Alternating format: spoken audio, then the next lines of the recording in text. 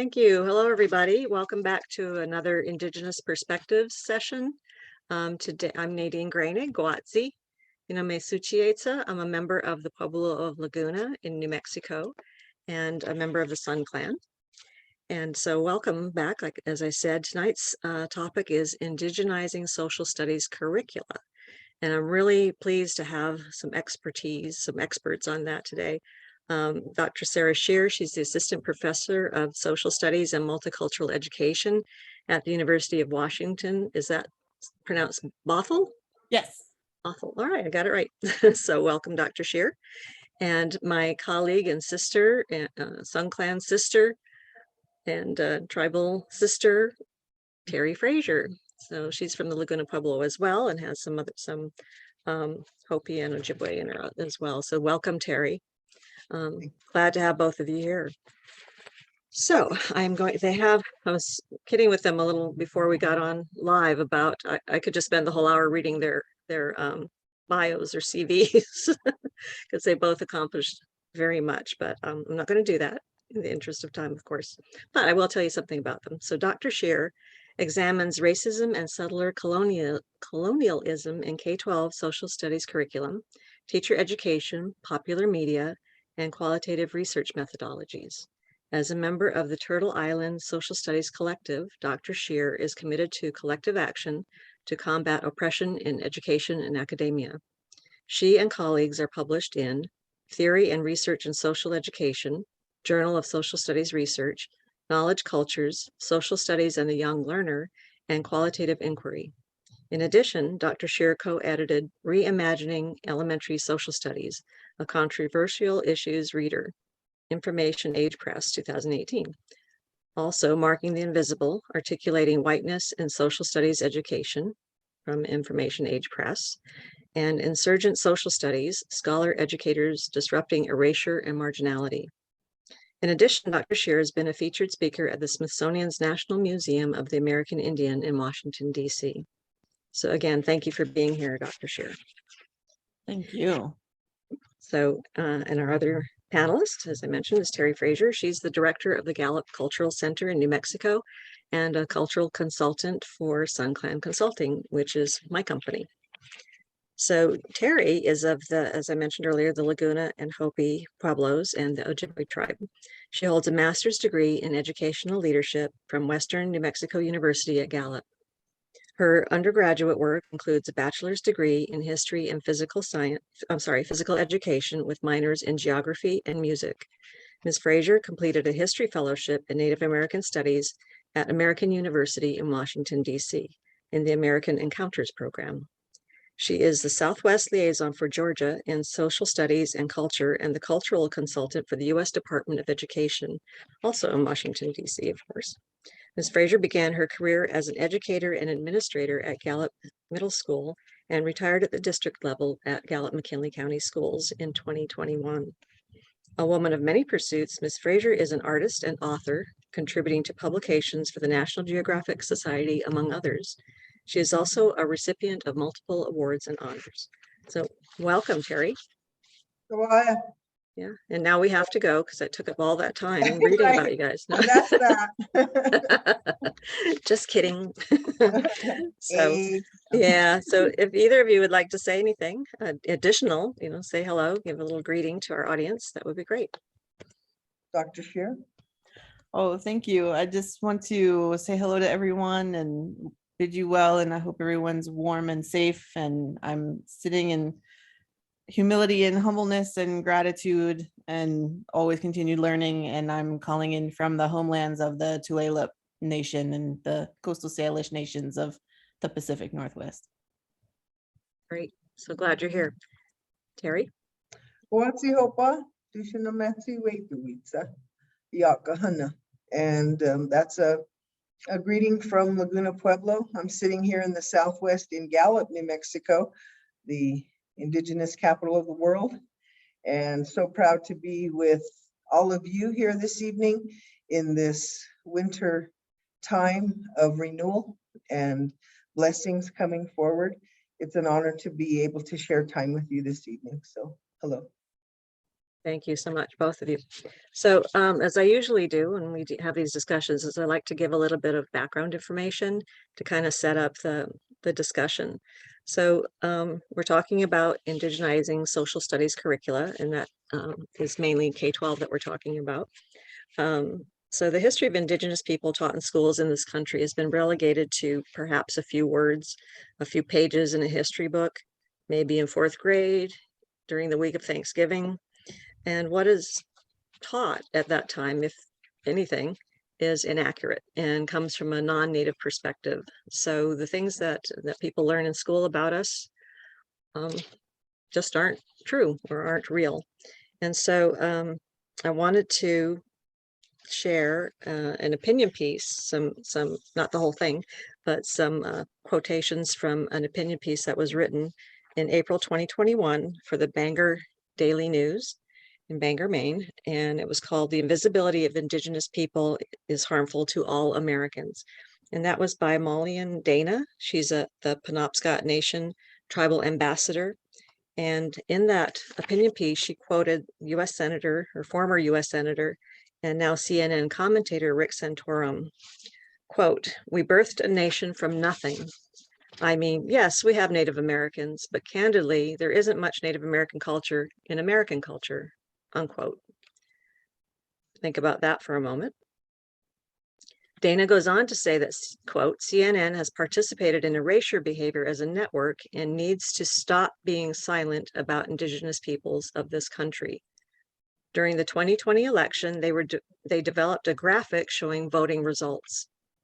The demographic categories were listed as white, Black, Latino, Asian American, and something else. As we move about our homelands and as we cast our ballots, we are overlooked and othered." She goes on to say, "We are still here. Our culture is strong. We honor our ancestors with our continued work for sovereignty, health, equity, and well-being.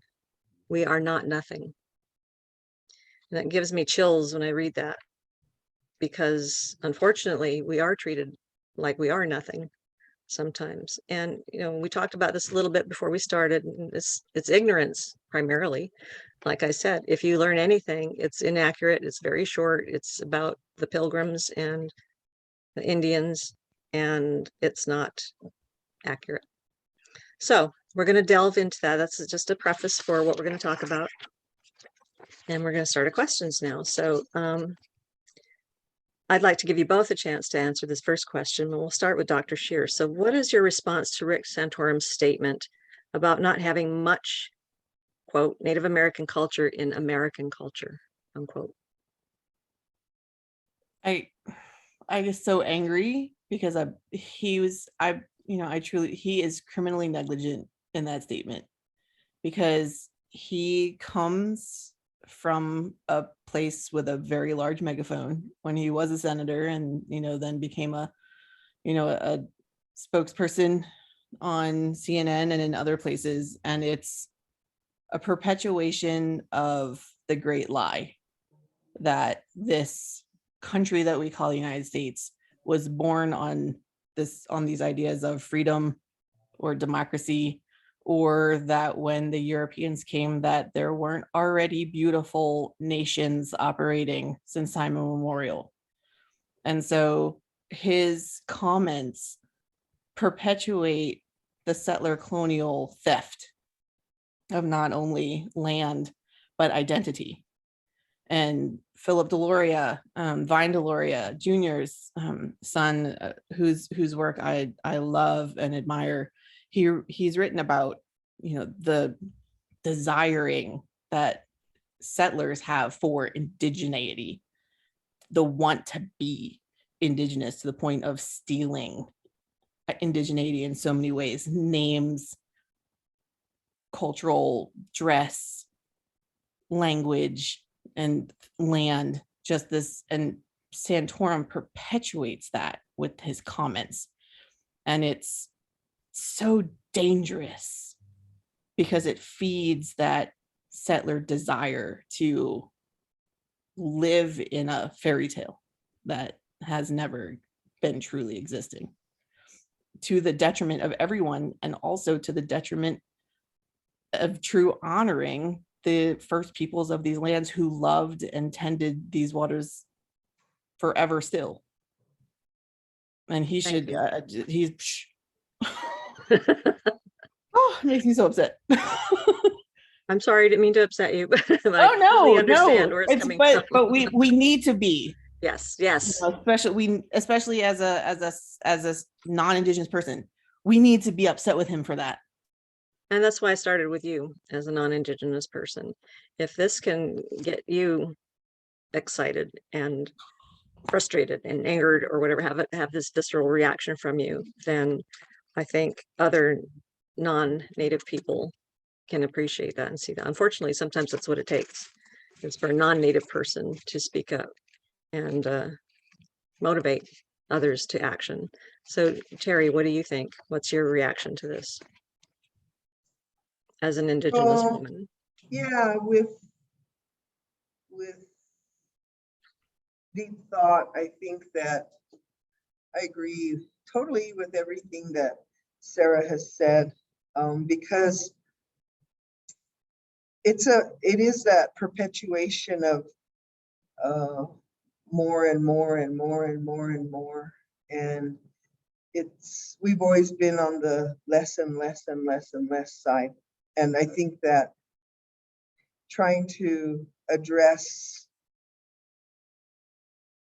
those who are unaware or ignorant to what the real issues are. I believe that that is a systemic issue that has started long, long before those people even landed in Plymouth Rock. And those beliefs that they brought with them, it's so indicative right now as far as the wealth brackets or in America, how so many are just so rich, and then the rest across the line are just medium. And if it's America, when does that become equal and balanced? And where's the equity for those of us who have all the knowledge and have all the right answers to be able to help the world and help mankind, that forever it's just been pushed aside, that we haven't been enough? If there's ever been an endurance test for humans, I think we've passed it. Still to Totally the agree. point that people believe this, people read this, and they think that we don't exist anymore. And they don't go past my friend behind me. They think that he was the last Indian that Geronimo, ever right? walked, right? Yeah. And here we are sitting as the dreams that were never to come true for our ancestors, because that was their intent. How proud I am to sit here with a sister as Sarah, who understands that plight and can help us move forward in others believing, and in the realm that she serves as a teacher of teachers. That is so important. That's where it has to start. Exactly.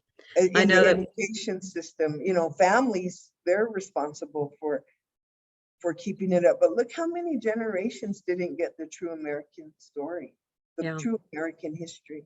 Well, and we've talked about that in Indigenous perspectives before, about boarding schools, and I've done trainings for Save Our Schools, who, by the way, is still in the fight against having public school dollars in the hundreds of millions go through a voucher system from our public schools to private school tuition. So that's what Save Our Schools is about. And the legislative session just opened, and our governor is still supporting those vouchers. I'll just leave it at that. So to me, this attitude that Rick Santorum has is completely based on ignorance. I'll give him the benefit of that doubt, because if he is aware of Native American culture in this country and he has that to say, yet it's much worse than it would appear at first glance. So do you believe this attitude is a direct result of leaving our current and historical contributions out of social studies curricula in our public schools? Absolutely. Absolutely. You know, the fact that you read in the beginning that, you know, just a few pages here, a paragraph there are left out.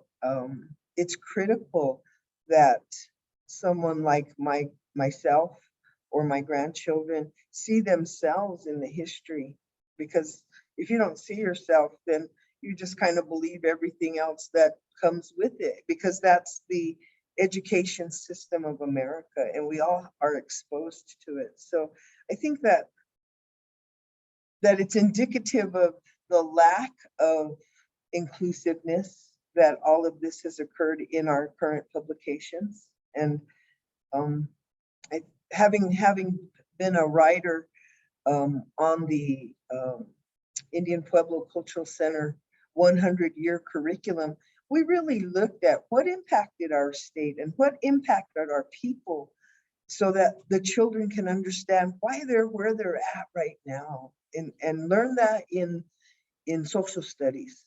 And so that's made a positive impact, because being a New Mexico history teacher, when you have one of the greatest leaders of all time only get maybe not even a full paragraph, it was like 2.5 sentences on Pope Bay in a New Mexico history book that's written in Utah by a non-New Mexican, I think we have some issues there. Yeah, for sure. I think it's like, duh. Like, Yeah, I see try you to nodding make your head, it Sarah, so I'm sure you agree with everything Terry is Yeah, saying. I do. I do. And it's for anyone listening in or watching later, and Terry Terry knows I've done this. I do this in every room. I will point a finger directly at social studies and say that social studies needs to take responsibility for the roles it has played and continues to play in creating this systemic problem. Yep. Perpetuating the erasure of so many people, in particular Indigenous peoples and tribal sovereignty and the Native nations. And that Rick Santorum could have been a senator from a state with such a rich Indigenous presence, to me, is just, when his comment, I was like, really, man? We're the senator from Pennsylvania, come on. But I had students at Penn State in the teacher preparation program who grew up in Carlisle, had no idea what those buildings were. And you're referring to the Carlisle boarding school. Carlisle boarding school. Walked past them every day, saw the graveyard, had no idea that those were children. And so there's a huge amount of responsibility that social studies specifically, and education broadly, must take, and with humbleness apologize for what it's done, for what we've done, because it has harmed generations of children, Indigenous and non-Indigenous. Because I have, as we see, teachers are still, predominantly non-Indigenous, just recycling what they learned. Right. And if we think about, I always come back and I work with this, this poem from Audre Lorde about mirrors, right? Mirrors that are made with distortions. If curriculum is a mirror, if it's made with the hand of distortion to exclude someone or only create the image in a particular way, yeah, what does that do? And that's so harmful, so harmful.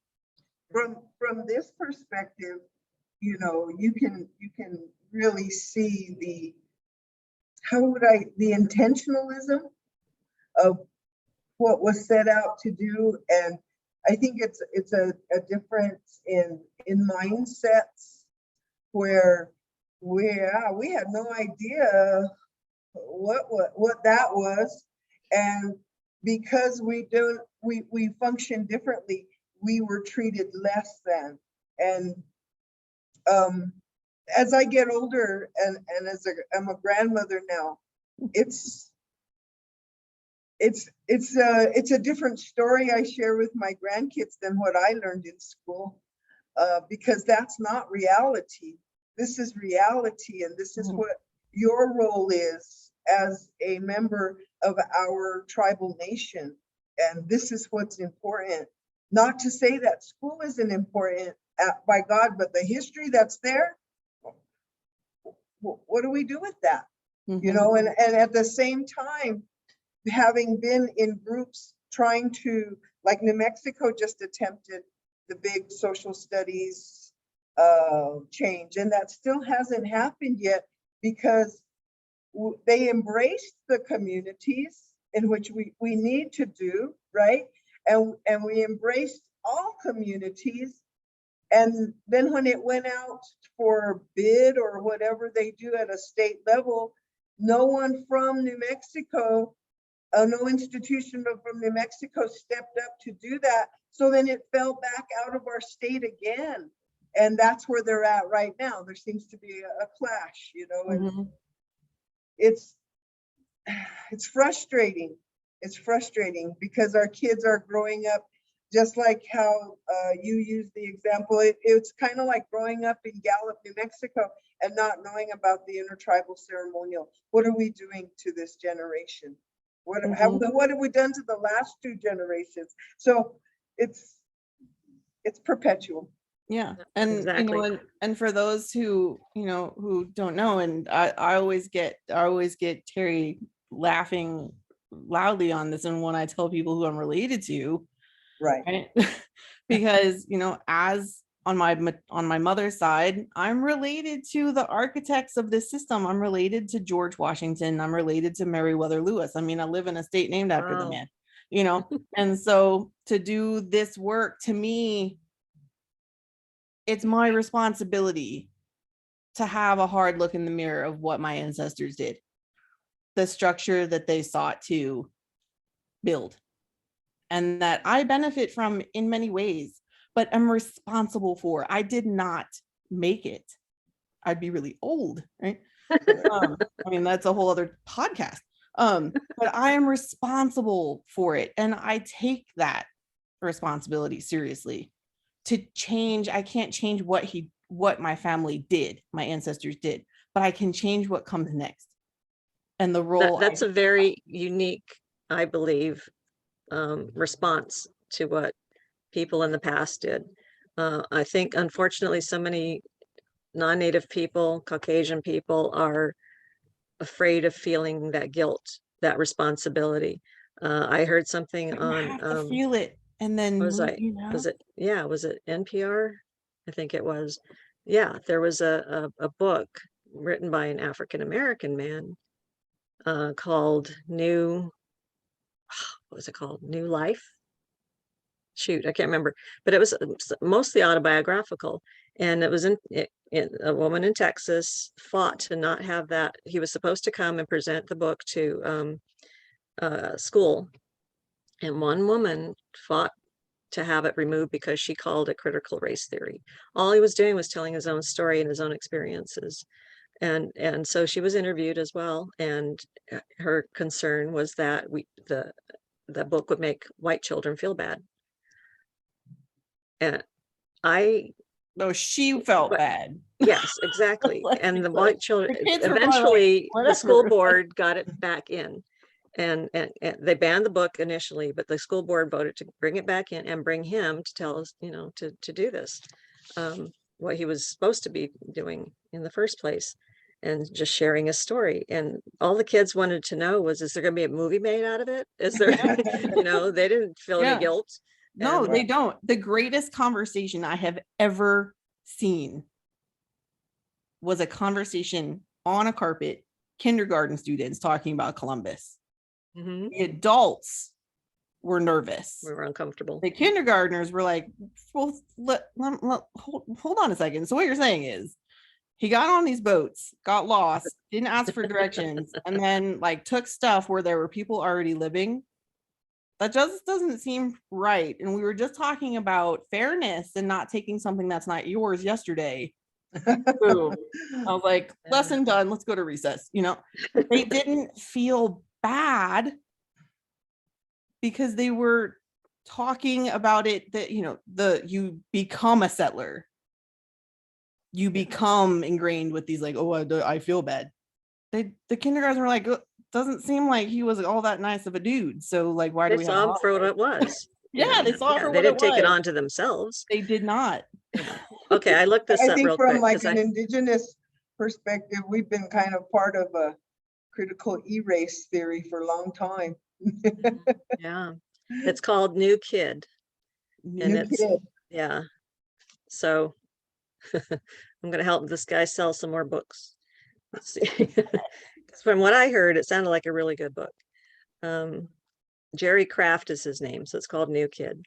But you know, well, he wasn't even Indigenous, but it's just about someone telling their story and how threatened non Yeah. in this case And non-African how Americans. open-minded kids are at kindergarten because they haven't been tainted with all this stuff they're supposed to believe in that isn't really true and is part of the whole fallacy of what we live in today. I think it's all a contributor to what we feel in our society today. And even my experience, and I went to ASU and I was in a Native American literature class. And when the non-natives in the classroom found out about boarding schools and about abuses and lots of other things that we covered in the class, they were angry, the non-natives. And what can we do about this? That's so wrong. I mean, so even young adults still, thankfully, can, you know, think for themselves and want to do something about it. But let me go on with my questions because we could go on this one forever. So, you know, we're talking about contributions in that, you know, this Santorum thing about not a lot of Native American culture in American culture. But, you know, I can think a lot of ways, of course, I'm Indigenous, but that Native people have contributed to our culture, and that's government, food, medicine, music, film, fashion, and more, you know. So can you name any K-12 successes or success stories in terms of indigenizing, not only social studies curricula, but others as well, to reflect our contribution to this country? Sarah, go ahead. You're nodding emphatically. I would everyone come out. That there is an elementary school not far from here called Quilceda Elementary, and it is one of the most beautiful schools. All How the do you spell that? Ooh, now you're putting me on the. I'm the world's worst speller. Oh, never mind. I'll give it to you. You'll look it up. Okay. But it's part of the Tulalip community, and students from also within the larger Marysville public school system attend, and it's fully immersive in language and culture and nationhood of the Tulalip Nation, and it's gorgeous, and it's part and parcel of the since time immemorial curriculum that is required here in Washington for kindergarten through 12th grade, not only in social studies, but all subject areas. And there's still work ongoing, creating lesson plans, partnerships between school districts and the state and the nations. And now also Washington is the first state in the country, I believe we're still first in the country, to mandate that all teachers coming out of teacher certification programs have coursework in the since time immemorial curriculum. So all of the future generations of teachers being certified in Washington have coursework in tribal sovereignty and the curriculum. And it's just been amazing to be in community and see Indigenous educators and allies working on that here in Washington. And similarly, the curriculum that's continuing to grow in Oregon and Montana's Indian Ed for All. And then just the amazing scholarship from Indigenous scholars really just changing so much, and finally getting the recognition they deserve for how much their work, whether it's in practice or theoretical spaces, has just impacted so many like future and, you know, current people working in these fields. And Terry as well. I was, you know, Yeah. had a huge impact on me. And I know teachers for generations who give thanks to, you know, just Indigenous teachers and artists and activists just doing that work every single day. Yeah, and I know Terry, you mentioned, I know you've written curriculum and you've written for the state of New Mexico. You and others have collaborated on protocols for doing this, for incorporating Native history and Mhm. into social studies. Well, just in all aspects of education. But I also know that you've struggled to have people in charge implement what you've created. Right. And I was thinking of that, you know, Sarah, you mentioned the work in Montana, right? And so New Mexico is very similar. We have the Indian Education Act here that was established 2003, Mhm. and it paved the way to just make things or make uh, Indigenous education just like noticed, like, okay, let's do this so that our children can get some funding, some state funding. But I think that you mentioned, Nadine, that, you know, there are those that haven't really embraced some of the theory behind it. And I truly believe is because we totally look at education in a very deficit-based model. And if it doesn't fit within those conforms and you don't have any compliance things attached to it, it's almost like it's not welcomed. And while we understand that you have to measure and you have to decide who's whatever at whatever level, um, inclusivity and support from families and communities really can go a long way in that. And when we did that curriculum for the Pueblo Cultural Center, all the Pueblos were welcomed to come offer. And then what we took was the stories and the ideas, and as writers then tried to present something that, as a Pueblo child, what would I want to see? What would I wish I would have learned? And what impacted our people? I think that impact tells the story. And being a product of one of those impacts came naturally to me through the railroad. And you know, we're very much immigrants into these communities along the railroad, yet holding on to our traditions and beliefs as immigrants often do, right? And finding ourselves having to live in those two worlds, and they couldn't go back home. They had to function here, so they just did their stuff here. So if we look at how communities can persevere, you can find a community, let's say like Jemez Pueblo.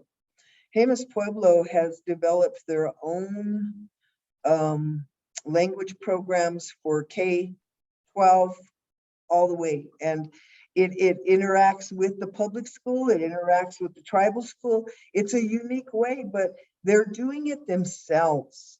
And I think that that's where the rubber hits the road, is when Indigenous people are asked and included in the discussion about what is important and what impacts children.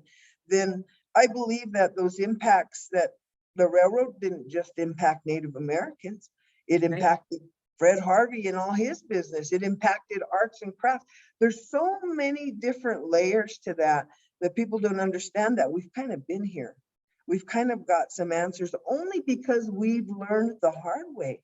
We've had civilizations built up high and collapse. We know those things. So I believe that we carry a little bit of wisdom that way as Native people, to have that conversation about what's important to our kids and to our communities. and to the world. I mean, right now we're finally, a lot of people are doing something. They're aware and now doing something about the impact that we have had, progress industry, whatever you want to call it, all the different ways that our world has been impacted detrimentally, Mother Earth, how all the pollution and the global warming, all of this stuff is happening. And finally, some people there's still many people who don't believe it, but people are becoming aware of that. And if they look to native practices, traditional indigenous practices, and way we approached the earth, which, as you've said very, a while ago, our worldview is so much different from a non-native's worldview. My husband and I were just talking about this, driving down the road and looking around at all the things that, there's no earth, there's only asphalt and concrete. That's all been covered. And I said, and that's a sign of progress to a non-native, generally speaking, non-native person or a business person. And that's not how we look at things.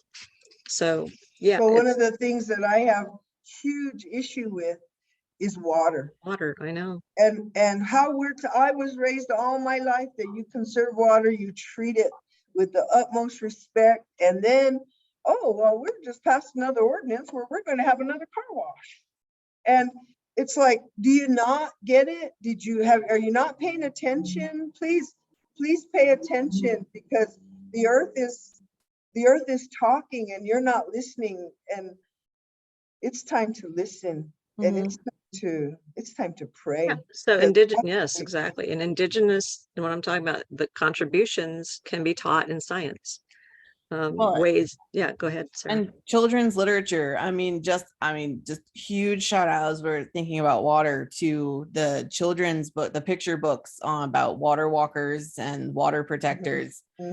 That's really brought I'm so thankful conversation, especially in early grades, and and even into middle and secondary, but especially in early grades, about rethinking, like, how are we introducing concepts of water and water as a relationship, and just such beautiful work coming from Indigenous educators like Megan Bang and Leanne Simpson about land-based and place-based pedagogies that really center Indigenous ways of knowing.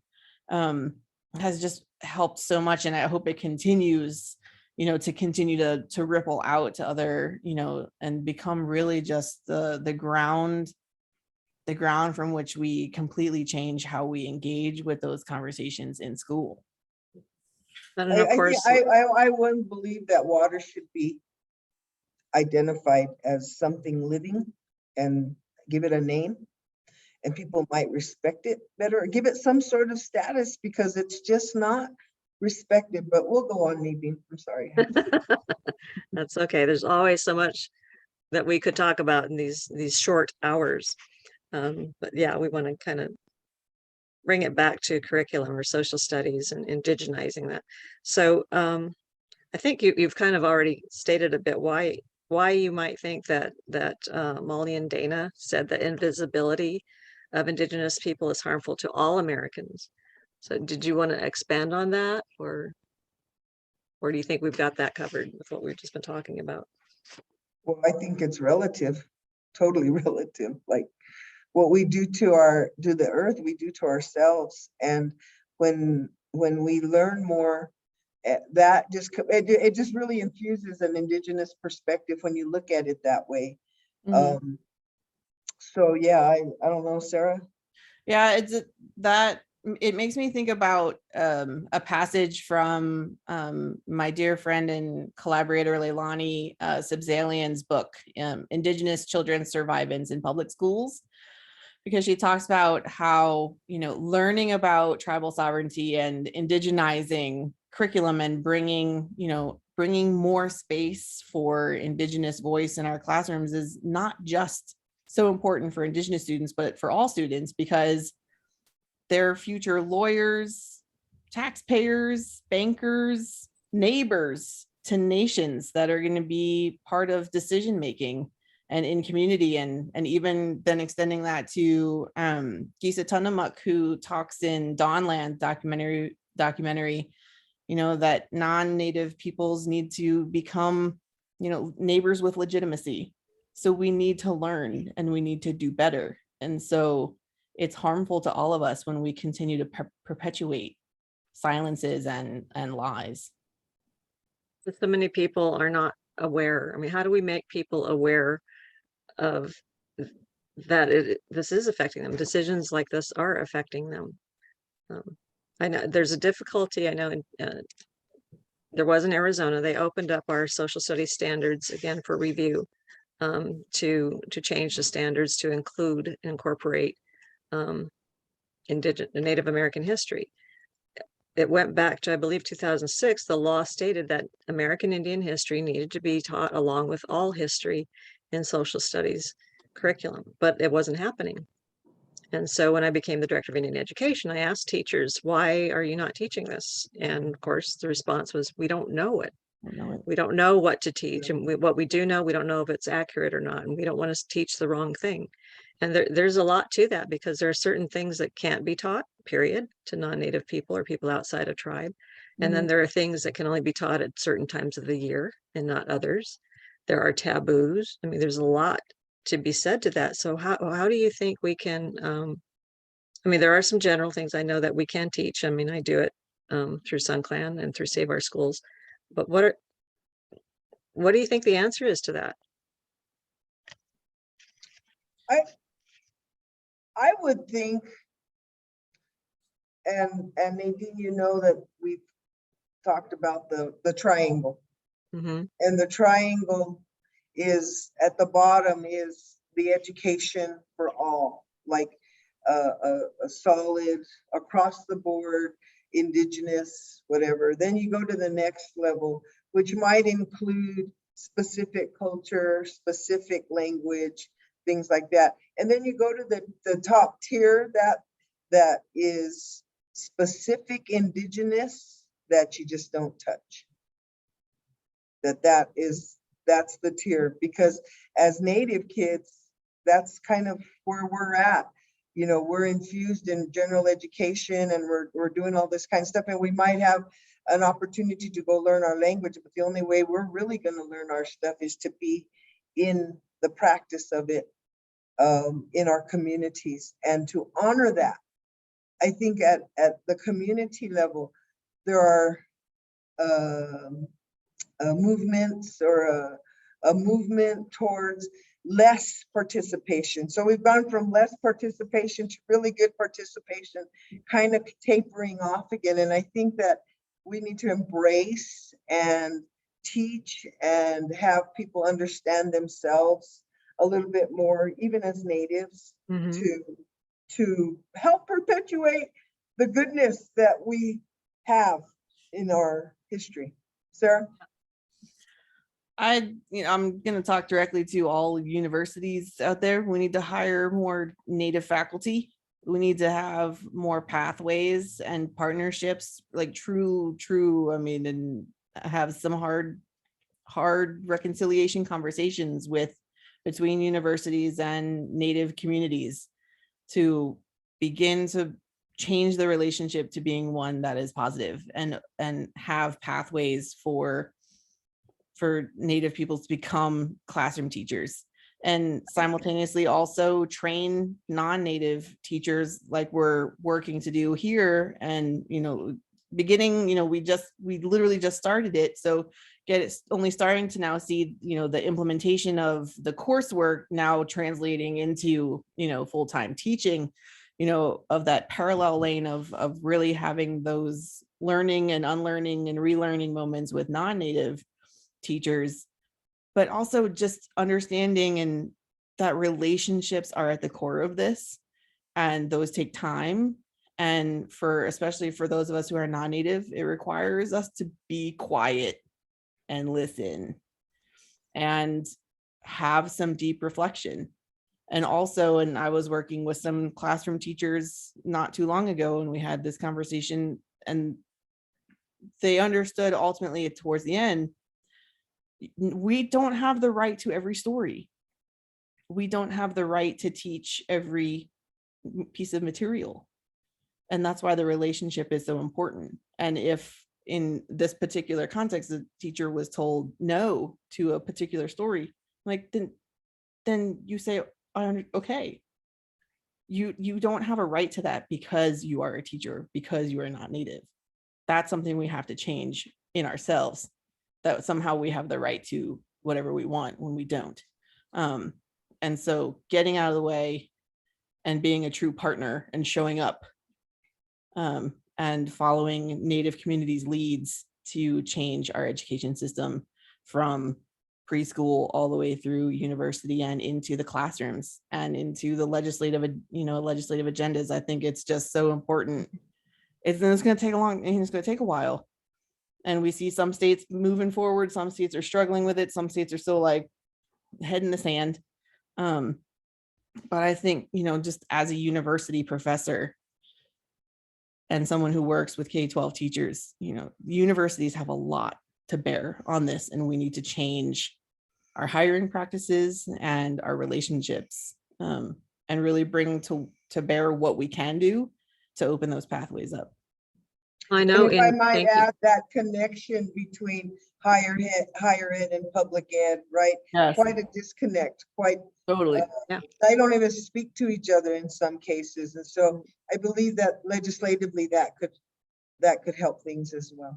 Yeah, one of the things I suggested when I was director of Indian Ed at the Arizona Department of Education is that we work with the three universities, the major universities, Arizona State, University of Arizona, and Northern Arizona University, to create a curriculum that all teachers would have to take, however many units it would be, especially if they had any intentions of teaching on a reservation or a border town school or a high density school with 25% or more Native American enrollment.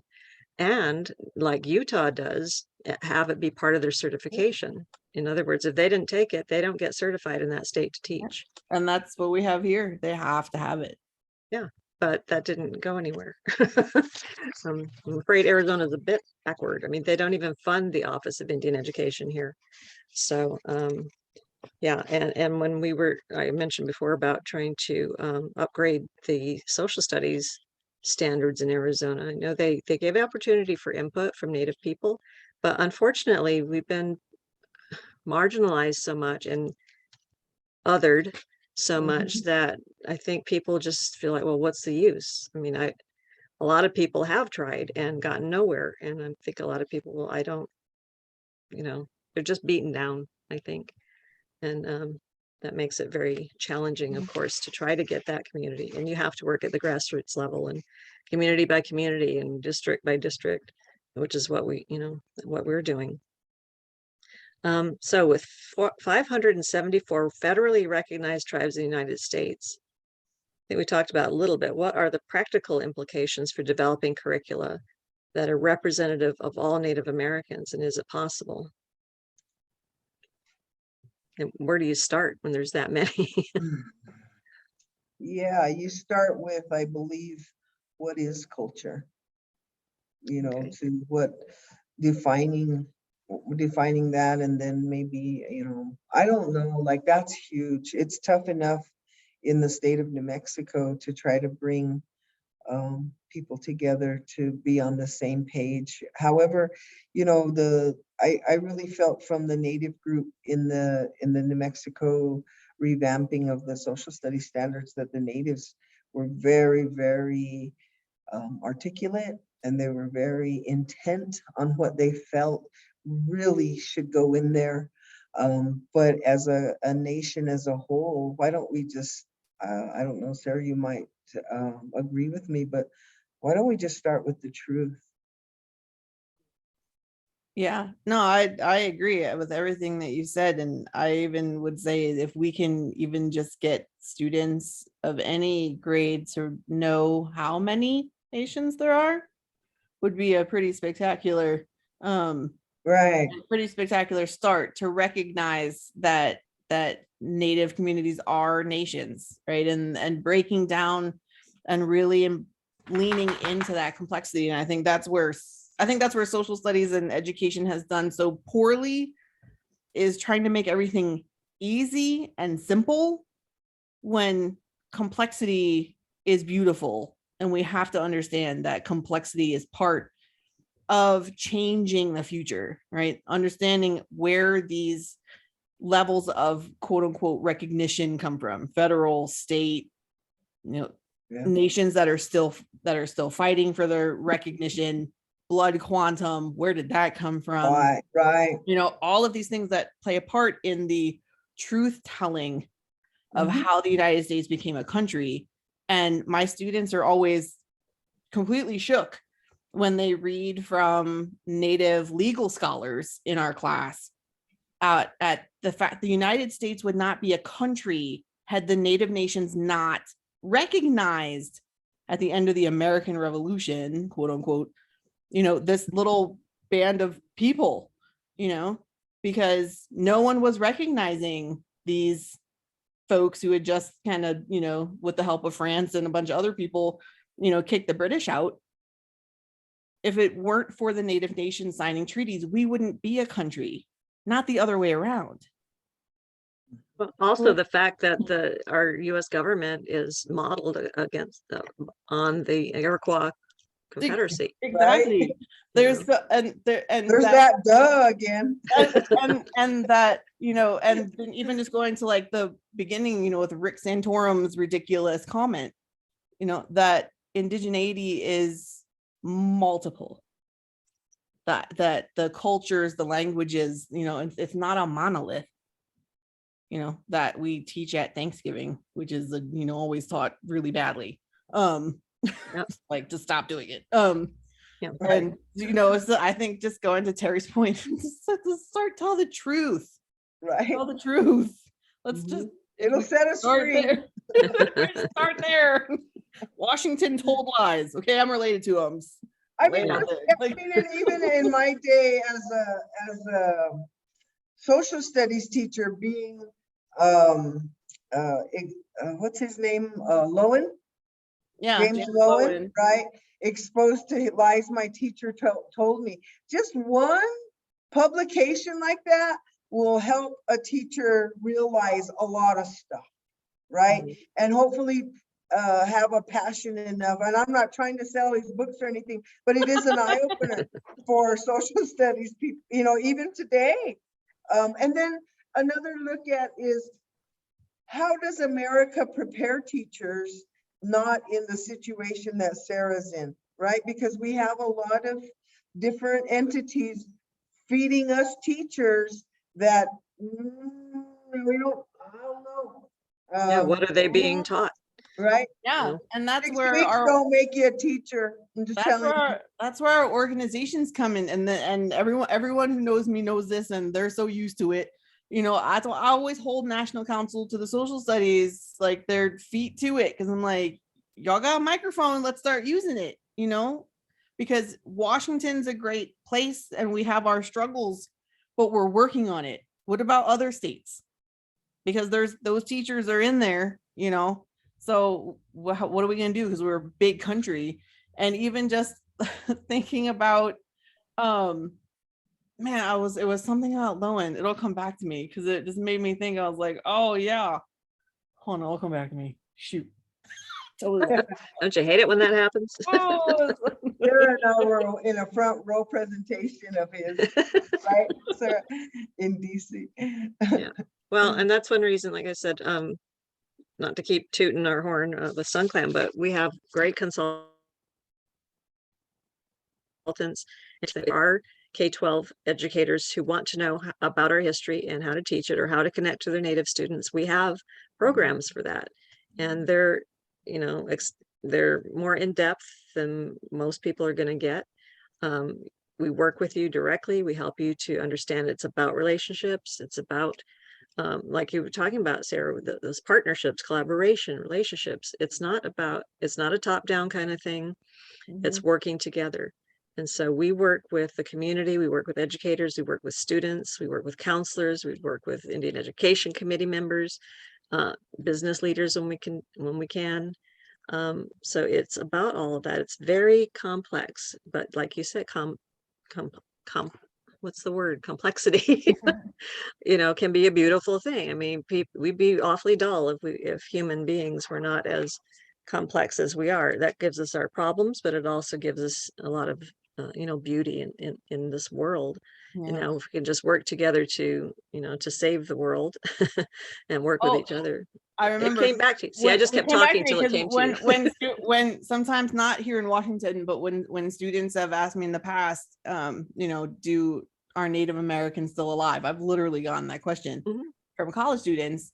Now I'm like, now I go, who's our Secretary of the Interior? Yeah. And they're like, oh, I was like, so there you go, there's your answer. Yes. They knew it, but didn't make the connection somehow, right? Exactly. Yeah. Well, we're very proud of Deb Holland as a Laguna tribal member. Exactly. Terry knows her. I haven't had the pleasure of meeting her yet. Hopefully I will someday. But yeah, so that's also why I do the Native American leaders throughout history, so past and present, to not only give our students a sense of self-worth and identity by seeing these role models throughout history, what great and strong leaders they were and are, and things that people have accomplished, Indigenous people have accomplished, gives them that feeling of I can do it too. If these people came from the same circumstances, same backgrounds that I am in now, then I can accomplish things as well. And then it gives the educators who are seeing this the knowledge that they don't have to set the bar really low for their Native students. They have to understand that our Native students can learn just as well as any other student. You may have to work with them differently, but they can achieve as well. So don't hold the bar down here, hold it up here, or don't even give them a bar. Just let them go. But we're here, to help them understand and do that. And I'm sure that's happening in Washington too, Sarah. Mhm. So Yeah, we were just reading from Valerie Shirley. I don't know if you've read any of her work, just an amazing Indigenous educator. We were reading from her work last night in class, and her writings on Indigenous social justice and the idea of cultivating the heart. There's these aspects of the trauma and the systemic, truth telling that's raw, that comes to bear with that, but there's also the the continuation, the resilience, and the dreams. And it's both, it's leaning into both of those as teacher and student. And so I'm just so thankful for her work and so many Indigenous educators' works that we can learn from. And as a non-Native person, just try to do better every day. So what do you think of all the things we've been talking about in this last hour? What do you think the potential is for more Americans to learn about and appreciate our contributions to American culture as a whole, kind of bring it full circle? If this person, Mr. Santorum, doesn't see Native American culture in American culture, what do you think the potential is for everybody else?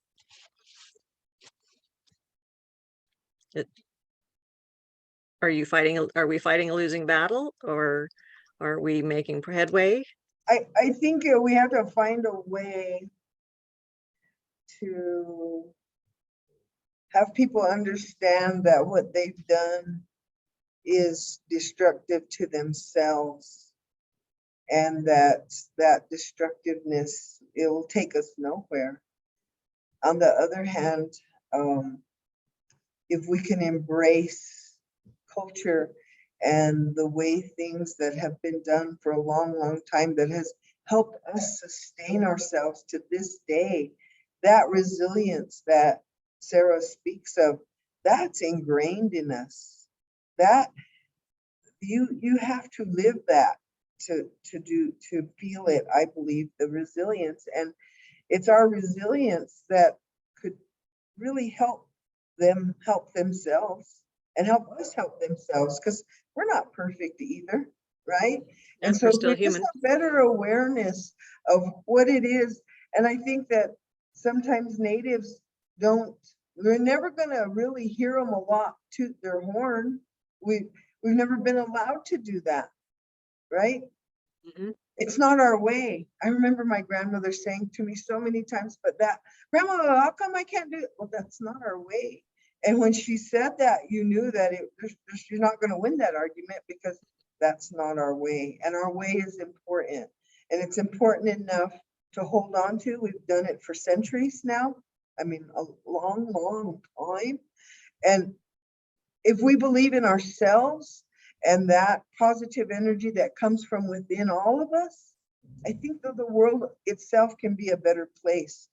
Cultures aren't just Native American cultures. There's beautiful beliefs in everybody's culture. Why can't we all just recognize it, tell the truth, and help ourselves? Come to reality.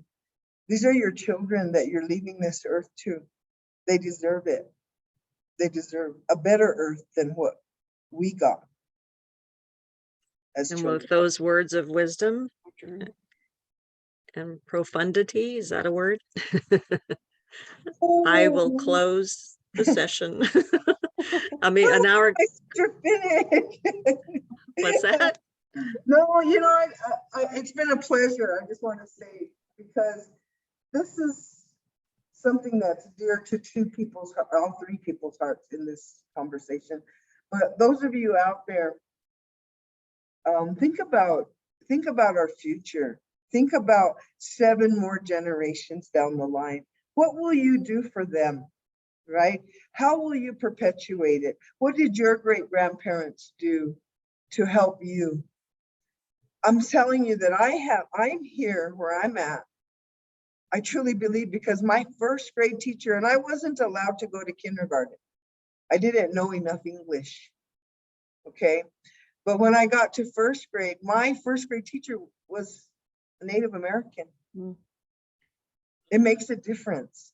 Mhm. And a shout out to Gwen McIntyre. She's a Kiowa teacher forever. I love you. Thank you. And thank Well, you, I hope lady. she's listening. Oh, Thank she is you. too. These hours go by very quickly, and there's so much brilliance to share. And thank you so much for being here to do that for us Wow. Thank today. you. That way. And I'm sorry, but we have to go now. So thank you so much. And I will be sending out the link to the recording, put it on Facebook and some other places. So if people weren't able to see it today, they will. And you're welcome to take that and share that as well with others. And if you go to Save Our Schools website, sosaznetwork.org, you will find links to other previous presentations. So thank you, everybody. Have a wonderful evening, and we'll see you in 2 weeks when we're going to be talking about the importance of Indian education committees. Thank you. Good night.